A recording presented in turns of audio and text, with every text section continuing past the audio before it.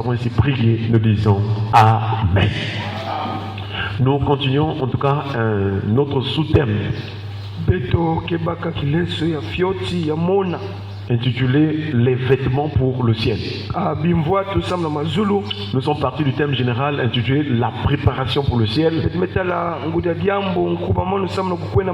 Et nous sommes en train de voir quels sont les éléments qu'il faut pour que nous soyons rassurés que nous irons au ciel même s'il peut venir aujourd'hui. Et le Seigneur nous a parlé en prenant l'exemple d'un homme, d'une personne qui se déplace, qui sort, qui fait un voyage. Alors cette personne prépare. Parmi les choses que cette personne prépare, il y a aussi les vêtements pour sortir. Et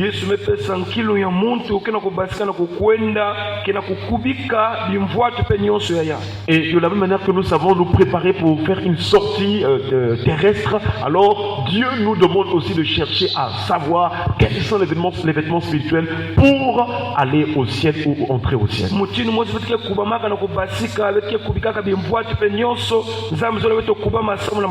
Dieu est esprit. Il faut que nous comprenions les choses spirituellement.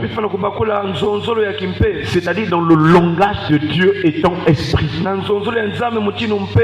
Nous avons un langage charnel des hommes. Mais il y a aussi un langage pour les choses de Dieu. C'est pourquoi Paul a dit aux Corinthiens, parlons un langage spirituel pour les choses spirituelles. Et non pas clamer le Seigneur. Et pour comprendre le langage de Dieu, il faut lire la Bible. Il faut vraiment être disposé à être animé ou dirigé par le Saint-Esprit. Il faut avoir l'affection de l'Esprit ou des choses de l'Esprit. Et c'est ce que nous avons rappelé, marcher selon l'Esprit et vous n'accomplirez pas les désirs de la chair.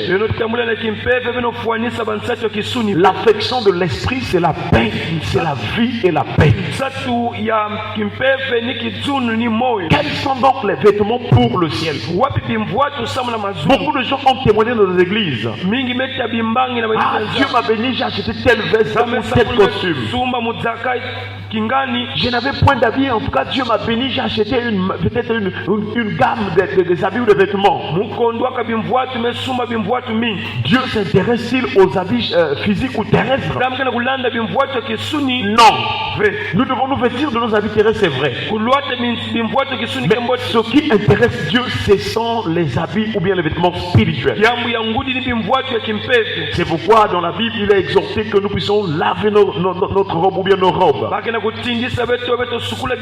Et ceux qui vont aller au ciel, ils doivent se revêtir d'un vêtement de fin lin.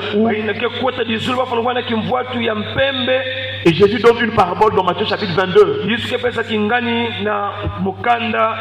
Cette parole était liée aussi aux noces. Quelqu'un avait organisé les noces. Et on avait donné vraiment des invitations que les gens viennent.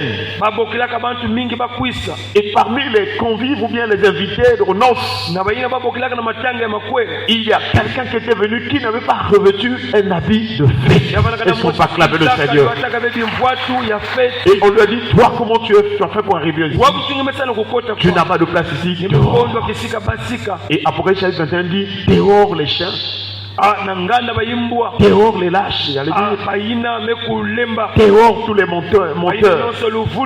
Frères et sœurs, nous devons nous préparer pour les habits du ciel. Et ces habits-là, nous l'avons vu donc dans Apocalypse chapitre 19, versets 7 à 8.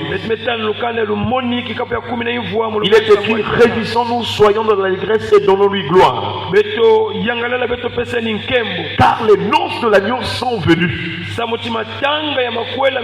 Son épouse s'est préparé et il lui a été donné de se revêtir d'un fin lin éclatant pur. Car le fin lin, ce sont les œuvres justes des saints. Lorsque nous acceptons de faire ce qui est juste, le droit devant Dieu, voilà donc le fin lin ou l'habit spirituel dont nous nous revêtons. Et c'est à travers les bonnes œuvres, les actes justes, que nous pouvons aller au ciel. Et le fruit de la justice, comme on l'a vu hier, le fruit de la lumière consiste en toutes sortes de justice, de bonté et de vérité. Chers frères et sœurs, c'est important de connaître ces choses et de se préparer. Parce que les temps sont finis. Personne ne connaît ni le jour ni l'heure. Chers frères et sœurs, nous voyons que Dieu nous a conduits à comprendre en ce qui concerne les vêtements, il y a au moins 3 catégories de personnes. Il y a donc ceux qui se préparent en mettant les vêtements, les œuvres justes des saints, donc vraiment le fin là. Ça c'est la première catégorie de ceux-là qui ont accepté de se sanctifier, de souffrir selon la chair, mais pour plaire au Seigneur spirituellement. Ils ont renoncé à eux-mêmes. Ils ont abandonné la débauche. Ils ont abandonné la boisson. Ils ont abandonné l'idolâtrie. Même si on se moque de sur la terre, ils ont compris, ils ont la pensée de l'éternité. Ils savent que toutes les choses de la terre passeront. Mais il va rester ce jour-là les paroles de l'éternel. Parce que Jésus a dit, il dit, le ciel et la terre passeront. Les paroles ne passeront point. Voilà pourquoi, chers frères et sœurs, nous t'exhortons d'être dans cette catégorie de personnes. Ceux-là qui acceptent d'obéir à Dieu. Même s'il y a des choses que tu aimais quand tu étais dans le monde, maintenant que tu as accepté de prier, tu dois les abandonner. Même si ça se fait mal, il faut bien obéir à Dieu. Il faut bien obéir au Seigneur. Il faut bien faire la volonté de Dieu au lieu d'aller dans les affections de la chair. Car l'affection de la chair, c'est la mort. Beaucoup de gens sont en train de mourir parce qu'ils sont attachés à la chair. Ils sont attachés aux choses de la terre. Que le Seigneur nous donne de nous attacher aux choses célestes et de marcher selon l'esprit et son proclamer le Seigneur. En ce qui concerne les vêtements, la deuxième catégorie de personnes, c'est ceux-là qui ont des vêtements, mais ce sont des vêtements comment? Sales. Et dans la vision du prophète Zacharie, nous voyons Zacharie chapitre 3, il dit, le Seigneur me fit voir en vision le souverain sacrificateur Josué. Il s'est tenu devant l'ange. Au verset 3 à 4, il est dit, or Josué était couvert de vêtements sales. Et il se tenait debout devant l'ange. L'ange prenant la parole dit à ceux qui étaient devant lui, ôtez-lui les vêtements sales. Puis il dit à Josué, vois, je t'enlève ton iniquité et je te revêts d'habits de fête. Est-ce qu'on parle avec le Seigneur? Le souverain sacrificateur, c'est le chef de sacrificateur. D'après la loi de Moïse, les sacrificateurs et le souverain sacrificateur, ils s'habillent très bien. Propre. Tout est calculé. Tout est mesuré d'après la loi. Même leur position de s'asseoir, leur position de marcher. En cas, tout est mesuré. Et leurs habits étaient le signe de leur dignité. Mais en vision, le prophète Zacharie est en train de voir celui qui était bien habillé, qui avait les habits sacerdotaux. Il voit spirituellement qu'il était couvert de vêtements comment? Sales. Donc, sur son corps, il avait des beaux vêtements. Mais sur son âme, spirituellement, il avait des vêtements comment? Sales. C'est ce qui se passe même dans les églises. Il y a des gens qui ont des postes, qui sont des pasteurs, qui sont des diacres, qui sont des anciens, qui sont des dirigeants peut-être des groupes. Ils sont gênés tous les jours, ils vont à l'église. Physiquement, ils sont bien habillés, enfilés, propres. Mais spirituellement, il y a des vêtements sales. Cela ne veut pas dire qu'on ne peut pas être propre physiquement. Non, nous devons être toujours propres physiquement. Mais il faut chercher l'habit intérieur. Est-ce qu'on parle là de le Seigneur? l'habit intérieur, la robe de justice, c'est ce que nous devons porter.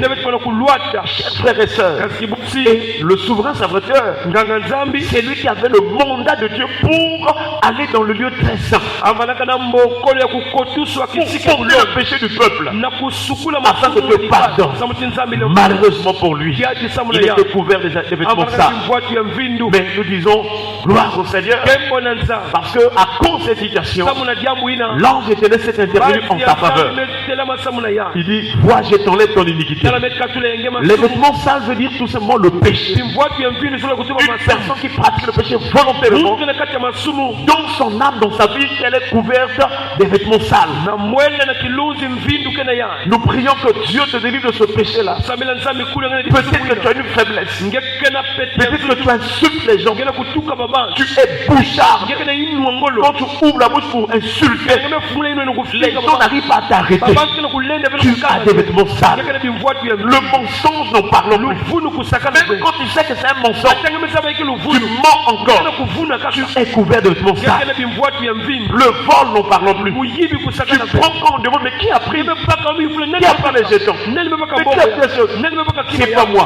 Tu es couvert de vêtements sales. La fornication. Tu viens prier, mais quand on sort de l'église, tu as peut-être un copain, tu as peut-être deux copains, tu es couvert de vêtements sales. Cette condition ne te donnera pas droit d'aller au ciel. Dans quel domaine tu es faible? Je ne suis pas venu pour te condamner. Il y a d'autres leurs vêtements sales. C'est la haine. C'est une personne qui sourit. C'est une personne qui est gentille. Mais dans son cœur, elle a la haine. Elle a la jalousie. Elle a la rancune. Si tu es dans cette condition-là, tu es couvert des vêtements sales. Mais le but de la parole de ce matin, c'est de te dire la vérité afin de t'affranchir. Chers frères et sœurs, quels sont les vêtements sales dans ta vie? Gloire à Dieu. L'ange a dit, vois, je t'enlève ton iniquité. Si tu as un péché que tu entretiens, il y a une personne qui est capable de te délivrer de ce péché-là. C'est la personne de Jésus-Christ. Est-ce qu'on peut acclamer le Seigneur? Jean-Baptiste a témoigné de lui. Il dit, voici l'agneau de Dieu qui ôte le péché du monde. Quel que soit ton péché, si tu ouvres ton cœur à Jésus, si tu acceptes de renoncer, parce qu'on peut demander pardon à Dieu, mais on ne veut pas renoncer. Ah, Seigneur, pardonne-moi, j'ai un copain. Pardonne-moi, Seigneur, j'ai une copine. Je suis de la fornication, pardonne-moi. Tu as demandé pardon, mais ce qui compte pour Dieu, c'est de renoncer, de briser cette relation, parce que c'est une relation de péché. Chers frères et sœurs, c'est là où beaucoup sont encore coincés. Ils préfèrent quelquefois fuir les cultes. Quand il sait qu'il entretient ces jours-là la relation, il ne se fait pas voir. Quand il y a une distance, il réapparaît à l'église. Tu es couvert de vêtements sales. Si tu calomnies les autres, tu es couvert de vêtements sales. Chers frères et sœurs, si tu libères des mortifications contre les autres, tu es couvert de vêtements sales. Mais maintenant que Jésus n'est pas encore revenu, il est dans le temps de se repentir. Il faut que nous changions de vie. Mais il faut que tu aies ce besoin de délivrance. Pour dire, Seigneur, sauve mon âme. Délivre-moi. Je reconnais que j'ai péché. J'ai besoin de la délivrance.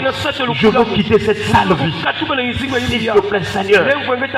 La masturbation. Quand tu es seul, qu'est-ce qui se passe? Quand tu es seul, qu'est-ce que tu fais? Il y a quelqu'un qui voit là-haut. Il voit toutes les actions des hommes. Et Jésus est venu pour nous pardonner, pour nous purifier, pour nous délivrer du péché. Et sans pas acclamer le Seigneur. Baissons les têtes dans la prière. Seigneur de notre Père, nous te rendons grâce.